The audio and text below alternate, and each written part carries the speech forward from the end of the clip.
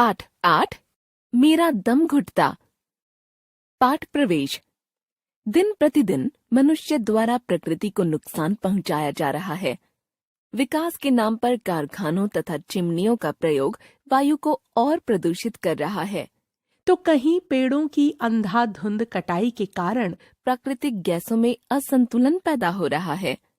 पर्यावरण संबंधी यह एकांकी इसी समस्या पर केंद्रित है। पात्र परिचय। Nitrogen, oxygen, hydrogen, carbon dioxide, ozone, हवा की घटक गैसें। चारों ओर हरे भरे पेड़, दूर दूर तक कहीं बस्तियां या इंसान नहीं दिख रहे हैं। यहाँ हवा की घटक गैसों की सभा चल रही है। सभा में ऑक्सीजन, नाइट्रोजन और हाइड्रोजन, कार्बन डाइऑक्साइड व ओजोन है। यह शहर से दूर कोई फलों का बगीचा है। हमारी इस महीने की बैठक में आप सभी का स्वागत है।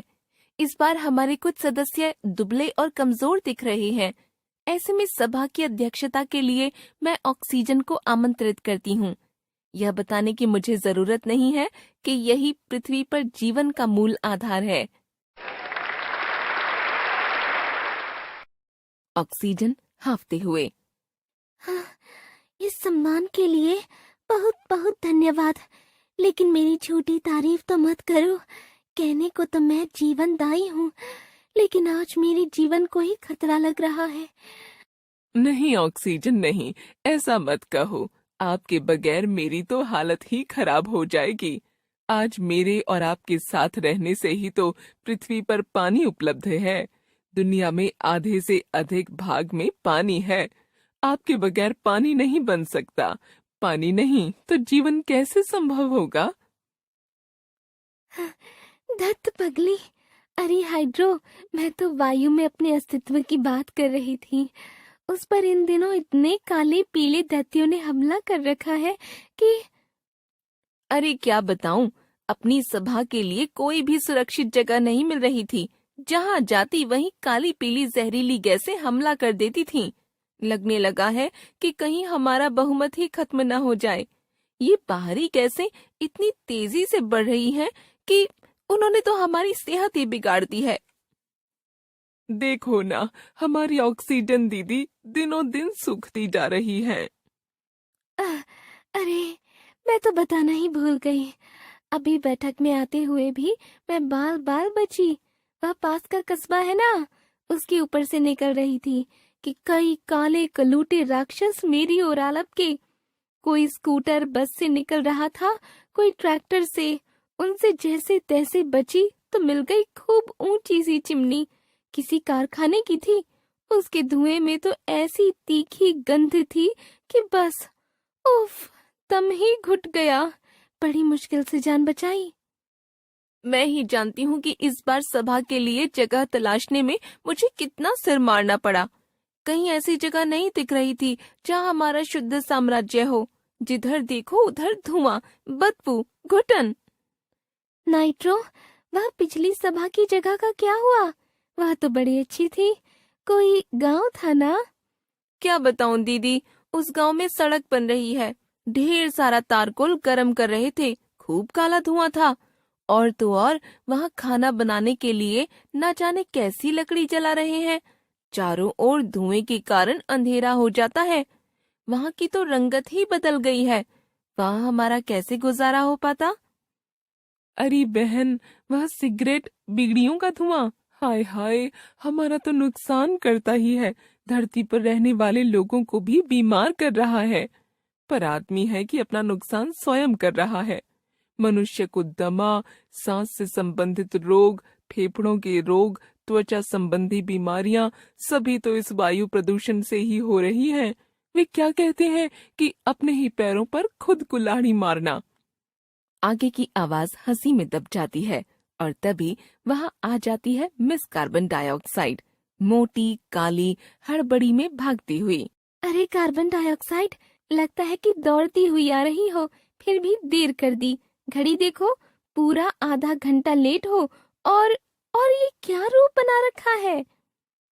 अध्यक्ष महोदया, इसकी दिन दोगुनी रात चौगुनी बढ़ रही देह को नहीं देख रही है। इसको काला बनाने के लिए स्टॉल गली गली में लग गए हैं। तभी तो देखो, माशाल्लाह क्या स्वास्थ्य बना है। अब ऐसे में कितना भी दौड़े, लेट तो आना ही था। बेचारी, कारखाने और गाड़ियों के धुएं के कारण इसका रंग रूप ही बदल रहा है। हाय।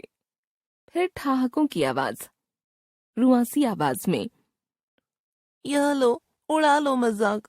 वायुमंडल में मेरी भागीदारी 0.5% से भी बहुत कम थी और मानव जाति है कि मेरा मोटापा बढ़ाने पर तुली है।